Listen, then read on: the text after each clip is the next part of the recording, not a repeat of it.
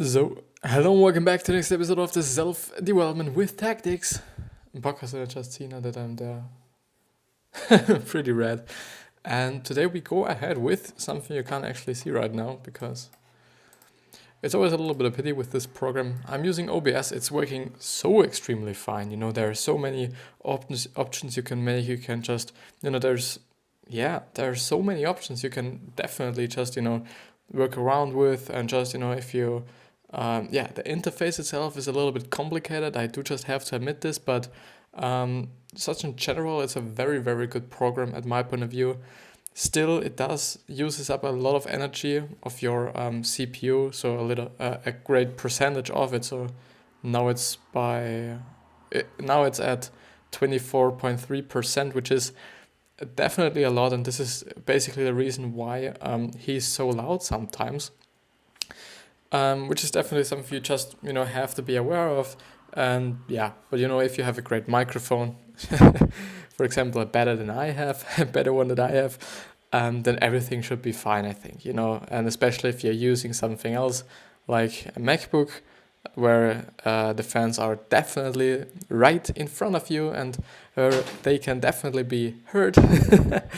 If you're just using a normal PC, like a tower PC, I think it's definitely fine. And or iMac or some things like that should then be totally fine and totally good. Actually, I do just close up a few things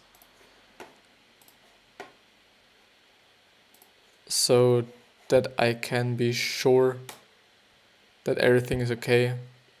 And I do just not wasting a lot of time. I really don't waste it a lot of time, but I just played around with, where are you? Here are you.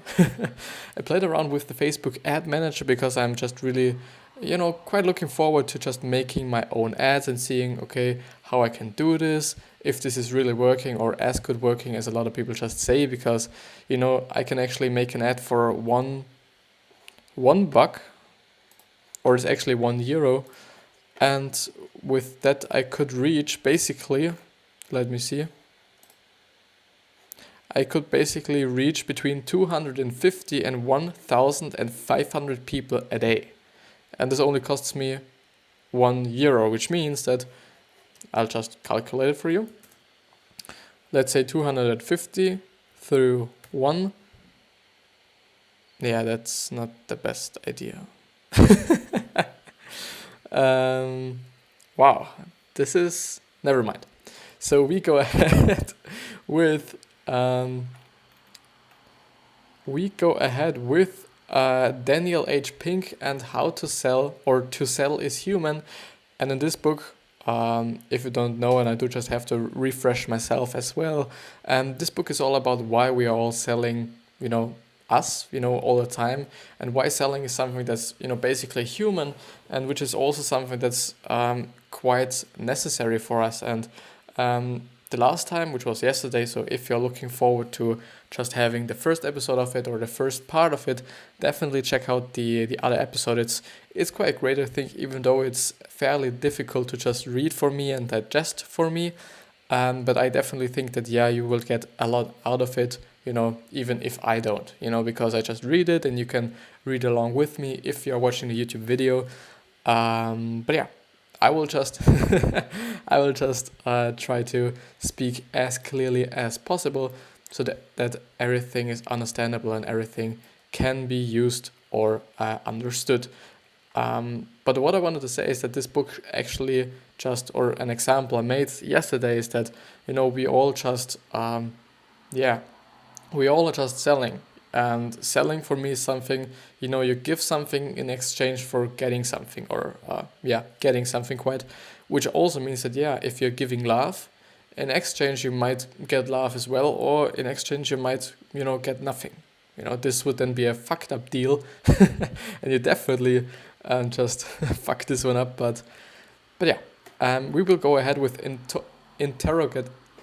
interrogative self-talk, which I have started with in the last episode as well, but I do think that I will just start the whole topic again, because it's a little bit problematic if I do just only start with where I've stopped yesterday, and you do just had to or would have to really go to the last episode, which is definitely something that I don't want you to do, or I don't want you to do because you have to.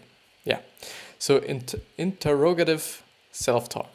The most effective self-talk doesn't merely shift emotions, it shifts linguistic categories. It moves from making statements to asking questions. Like, I am the best to I am the best? Question mark? On average, the self-questioning group solved nearly 50% more puzzles than the self-affirmation group. Sene, L. Barrison and Noguchi in 2010. People who would have written will I solved nearly twice as many anagrams as those who would written I will or I. Interrogative self-talk, by its very form, elicits, I don't know how this is pronounced, elicits answers, and within those answers are strategies for actually carrying out the task. Researchers say interrogative self-talk may inspire thoughts about autonomous or intrinsically motivated reasons to pursue a goal. People are more likely to act and to perform well when the motivations come from intrinsic choices rather than from extrinsic pressure, which means that they just, want to make this choice, or they get motivated through things that happen internally, like, I want to do this because I want to feel better, rather than pressure from the outside, like, I have to go to this school because my parents want me to do. And declarative self-talk risks bypassing one's motivations. Questioning self-talk elicits, I just say elicits, even though it's spelled ELICITS, the reasons for doing something, and reminds people that many of those reasons come from within. Those who would heard the positive inflected pitch were twice as likely to accept the deal as those who would have heard the negative one, even though the terms were identical. Explanatory style. In human beings, Seligman observed in human beings, learned helplessness was usually a function of people's explanatory style, the habit of explaining negative events to themselves. Which, I'm just asking myself, because I don't understand anything in this fucking summary, which is but good for me, because I basically have the ability to ask you. And so if you just, definitely know what this is all about, just let me know, text me, I don't know, on DM me on Instagram, on Twitter, on Facebook. You could even do it on Tumblr, just, look me up there. I'm still there at Self-Development with Tactics, I think, so not not my name, basically. This would be pretty nice, because I don't get anything, I just still try to understand everything, so that I could give you more value in terms of me actually giving you another perspective. So you therefore, which is something I do quite often underline and do point out, is that you basically have, I think, 4 different perspectives and or opinions on this certain topic or this certain book, which are, first of all, the book itself has its own meaning quite, then the author of the summary, then me, and then quite yourself. So people who give up easily, who become helpless even in situations where they actually can do something, explain bad events as permanent, pervasive, and personal. And this is definitely a point that was made in Mindset, so the book Mindset, which is also something that I've been discussing on this channel or on this podcast as well, which was one of the books that I haven't finished, because it was so difficult for me to understand, that I thought, like, okay, this is something I would only read, and this is something that I know. I think, I'm not sure. The thing is, they have explained that there is something like a growth mindset and a static or fixed mindset. And this, what they are just explaining, is basically the static mindset, where people are just like, okay, this is something that happened and now it's permanent. So because this happened, which was, basically or most often a bad event, this is now how the world is. The thing is, that's not true. Only because you have just once had a car accident doesn't mean that you shouldn't drive your car any longer. It doesn't mean that you will have another one again. And this is but still something it seems like to be people struggle with. But just for you now, if you do just have the problem, just be sure about what you're thinking. Only because something went one time wrong doesn't mean that it will went wrong again. So bad events are definitely not permanent, and I think not quite personal. And if there are bad events, it's just good that something happened. For me, the heartbreaking moment in my life, which was like, me actually getting heartbroken. Actually, can you say this? I don't know. I've always said it like this, but yeah. So I've got heartbroken. This was actually the most important part of my entire life. Definitely. And it quite sounds like, this is something bullshit, because it's definitely something negative. And why is it then something so positive for me? Because it really changed me. It really changed me in a way that I wouldn't have changed in another way. Which means what I want to say is that this was really the only way I think that that could just make me or transform me into the person that I'm right now. And for this, I'm so fucking grateful, because I'm just really happy with me. I just, work on my things. I just, learn a lot of things. I really like myself quite. And this is something that I'm very, very grateful for. And this was actually also the point of time where I really started to just, first of all, explore myself, and second of all, develop myself. Which means that this was actually the story, and not the story, but really the starting point of this whole self-development journey that I am on for, I think, since 2017, or it was 16, I don't remember. So definitely for 2-3 years, which is not nothing. So it's not much, don't get me wrong, but it's definitely not nothing. But yeah, so only because something bad happens doesn't mean that it is actually bad. So just ask yourself, is this actually something bad, or is there a way you can look at this certain thing in a positive way? Because you can always just choose whether you just look at something in a negative or in a positive way. If you have a car accident and your car is completely crushed, you could be like, okay, I am fucked because I do not have a car now. Or you could be like, okay, now I have the opportunity to get myself a new car, maybe a car that I've always wanted, or just work for this new car, or have another goal in your life. There is always a way to look at certain things in a positive and a negative way. And I would highly recommend you to just, use the positive way, because it makes life much, not easier, but I think much happier. Agents who scored in the optimistic half of explanatory style sold 37% more insurance than agents scoring in the pessimistic half. Agents in the top decile, is it decile? I don't know.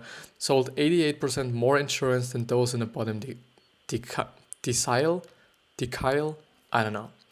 The salespeople with an optimistic explanatory style who saw rejections as temporary rather than permanent, specific rather than universal, and external rather than personal, sold more insurance and survived in the job much longer. Why? Because they went on doing their stuff. Only because they got rejected once, or somebody just told them to fuck off once, doesn't mean that it is the same thing, every time you ask someone if they want insurance, It's often not actually about yourself, it's about the product you're selling, and not even all the time about the product you're selling, but also about the opinions people have. And, we are all individuals, and we all have our individual opinion. Only because someone out there doesn't like your product, or in their opinion, doesn't mean that all people just dislike your product. Just means that this certain person doesn't like your product or you, which is, also something that you shouldn't care about, because it's 1 out of 7 billion people. And why should you care about what he thinks about you, or if he likes you or not? Hall is not blind optimism, but what Seligman calls flexible optimism, and optimism with its eyes open. I think flexible optimism is something like, okay, you are optimism, so you have some sort of optimism, but you're not blind. Like, you're not like, okay, everything will be nice, the world is so nice and whatever, but really being realistic, yeah, quite realistic with it, but optimistical realism, just some kind of. And the question, can I move these people? The answer is, answer it directly and in written. List 5 specific reasons why the answer to your question is yes. These reasons will remind you of the strategies that you will need to be effective on the task, providing a sturdier and more substantive grounding than mere affirmation. When something bad occurs, ask yourself 3 questions and come up with an intelligent way to answer each one. No. Is this permanent? If you got in a car accident, is this permanent? No. Even though you just fucked your arm or your just leg, this is not something that's permanent. If you just lose your leg, yeah, it doesn't mean that it is permanent as well, because you can get a new leg in terms of, protees. Are they called protees? They are called like this in German, so I don't know. Is this pervasive? I don't know what pervasive means. Therefore, I'm just looking at it. Pervasive. I don't know what this means in German as well. What the fuck? But so I just say no. Is this personal?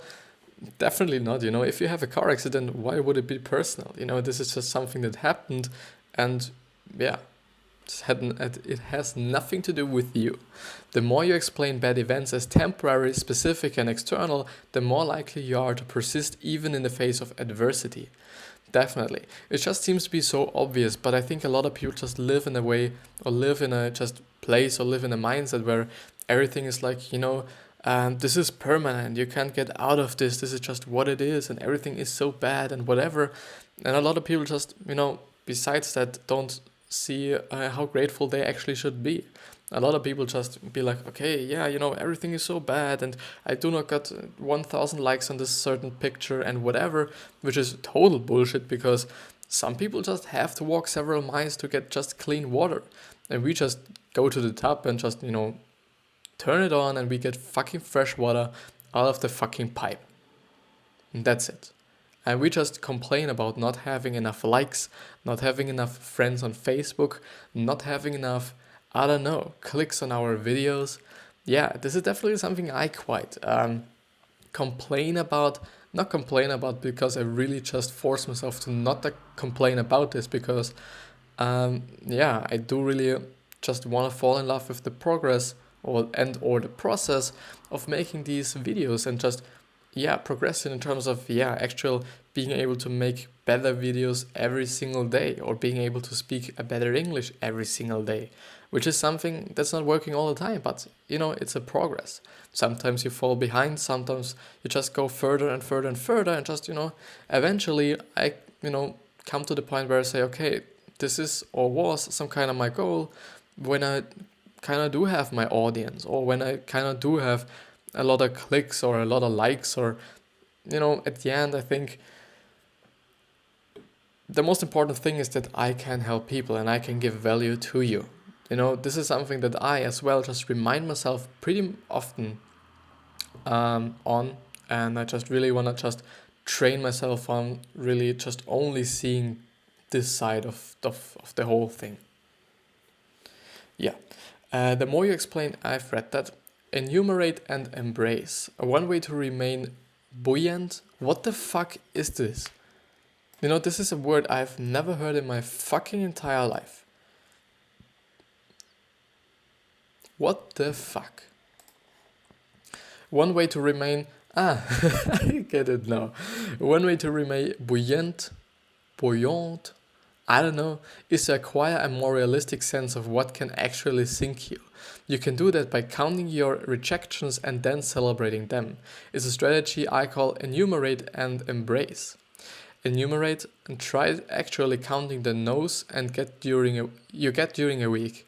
By the end of the week, you might be surprised by just how many no's the world has delivered to you to your doorstep. However, you might be more surprised by something else. You're still around. Even in that week-long ocean of rejection, you have still managed to stay afloat. That realization can give you the will to continue and the confidence to do even better the following week. And rejection is definitely something that you should actually kinda look forward to, because this just means that, yeah, okay, this maybe wasn't the right person. Your approach wasn't that good. You can learn from that, definitely, and the more you get rejected, the more you just think about it like, yeah, I give a fuck, because it has nothing to do with me personally. This is, what I do for a job maybe or whatever. But, the more you try it and the more often you do it, I think the more you think about it like, yeah, I don't give a fuck.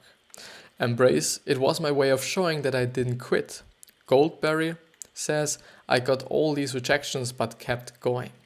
Allow yourself what Frederickson dubs appropriate negativity, moments of anger, hostility, disgust, and resentment that serve a productive purpose. Frederickson's work has shown that thinking through gloom and doom scenarios and mentally preparing for the very worst that can occur helps some people effectively manage their anxieties. And more often, you can just see, if you kind of prepare yourself for the very, very worst case scenario, that the worst case scenario isn't that bad. Often, like, okay, if you just, I don't know, I don't think of an example because I may just come up with something that's really fucked up. But often the worst case scenario isn't that bad. A lot of people just think about it as so overwhelming and so bad and whatever. But at the end, it's just something, yeah, okay, it's not good, definitely not. But it's not something that is overwhelming for you, or it's not something that's not, you can't handle. Rejection. If this approach sounds useful, present yourself with a series of what ifs. What if everything goes wrong? What if the unthinkable happens? What if this is the worst decision of my life? These questions could prompt answers you didn't expect, which might calm you down and even lift you up.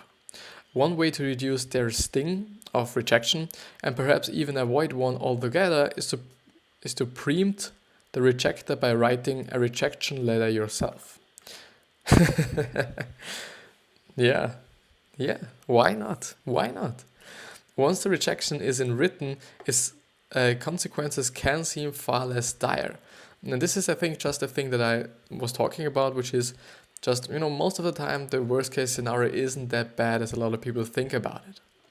More important, by articulating the reasons for turning you down, the letter might reveal soft spots in what you're presenting, which you can then work to strengthen. Yeah, totally. If you just, reject yourself, you can definitely just see, okay, what could be something that, might be a reason for getting rejected.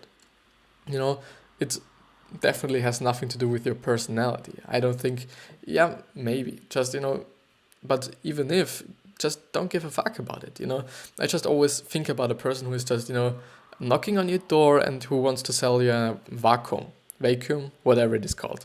I just always think about these persons. I just do not want to say anything bad against these persons because, I think their job is actually not pretty good. I wouldn't want to do it. Maybe for an internship, because I would be very interested to really selling something to somebody face to face. This would actually be something that I'm pretty interested in. But besides that, or anyways, maybe just the people don't like the way you look. Okay, just don't give a fuck, go to another person and try again.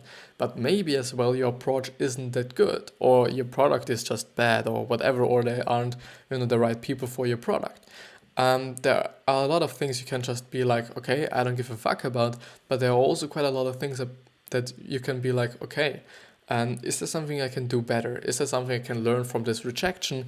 Is there something that might be a reason for why I get rejected, or why I got rejected, or why I will get rejected? Saving. 3 in 4 Americans have less than 30,000 saved in their retirement accounts. Our biases point us toward the present.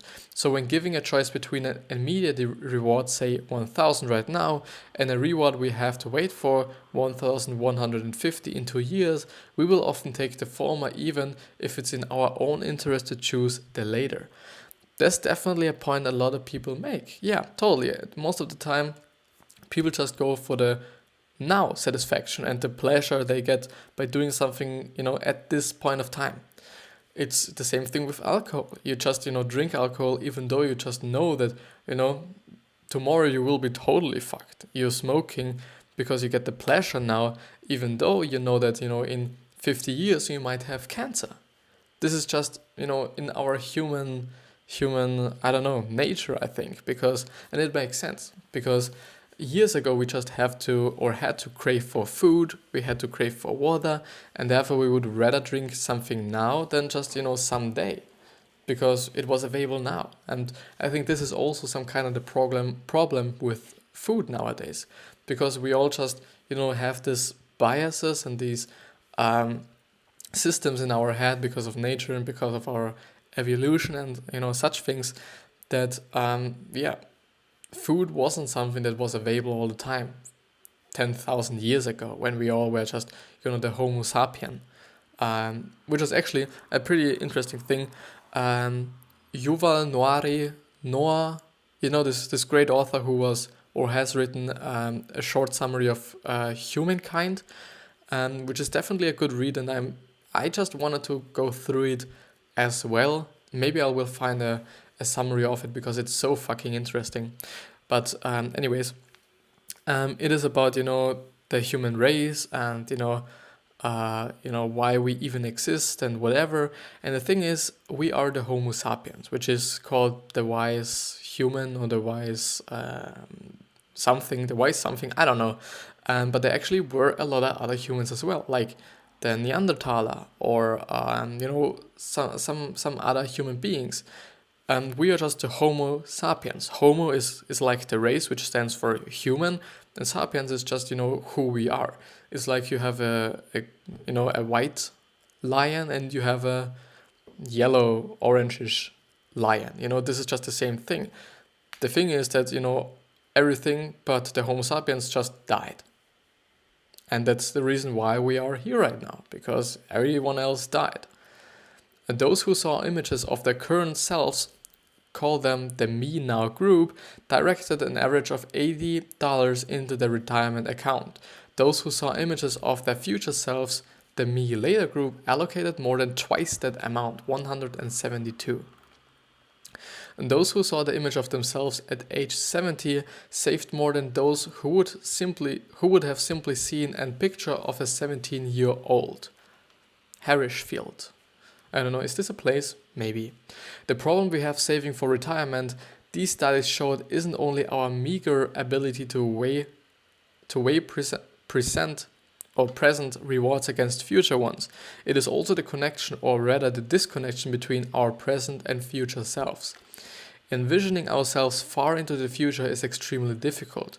So difficult, in fact, that we often think of the future self as an entirely different person.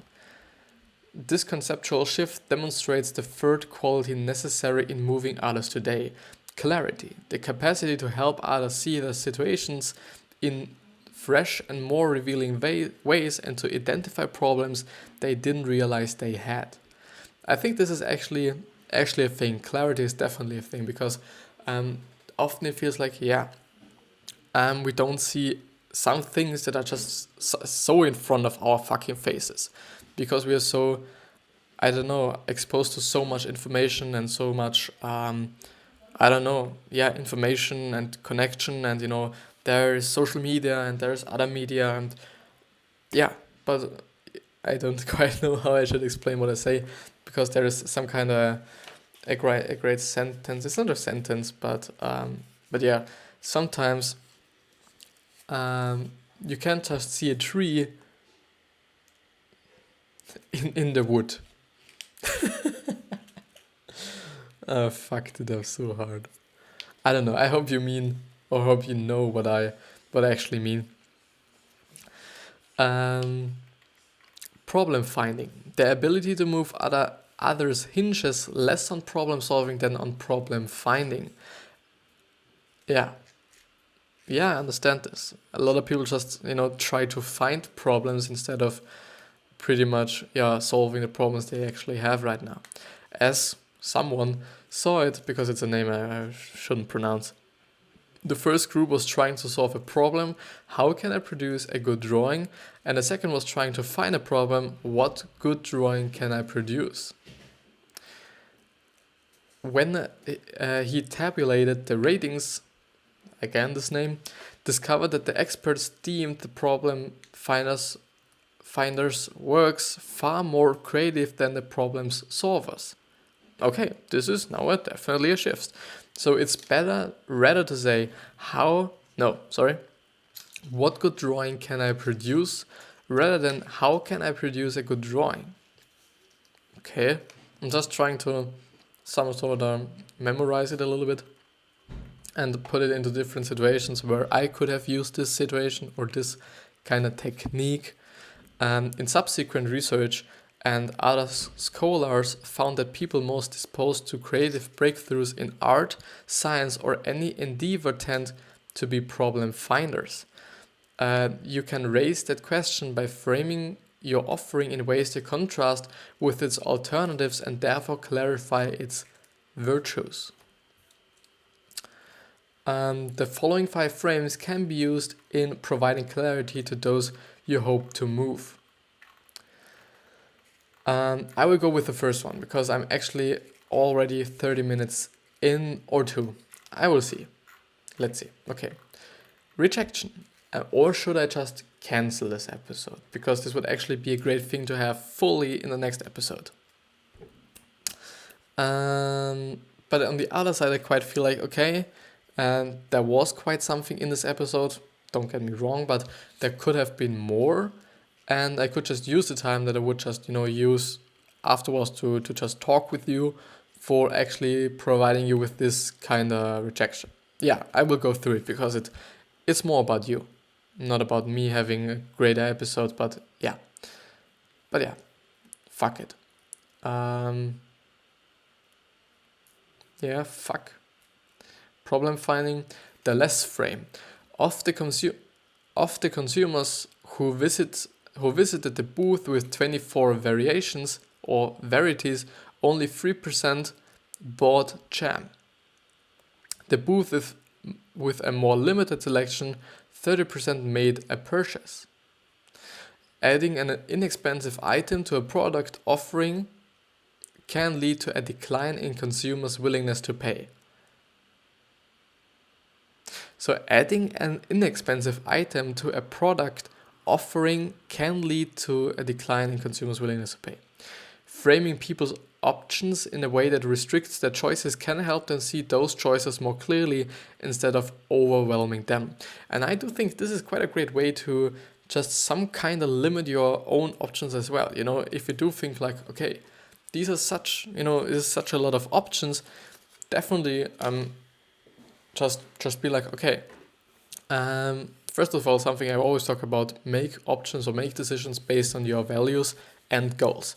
Therefore, if you just use this framework and you have a variety of, let's say 20 options, and of these 20 options, only 5, really play hand in hand with your values and or goals, then you just have to decide between 10 different options, 5 different options, sorry. And then it comes up to, okay, what is the best option?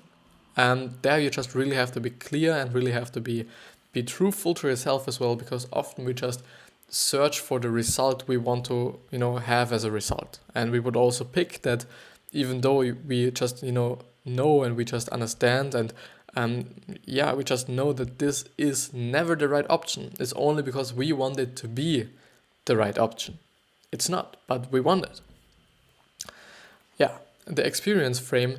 Several researchers have shown that people derive much greater satisfaction from purchasing experiences than they do from purchasing goods.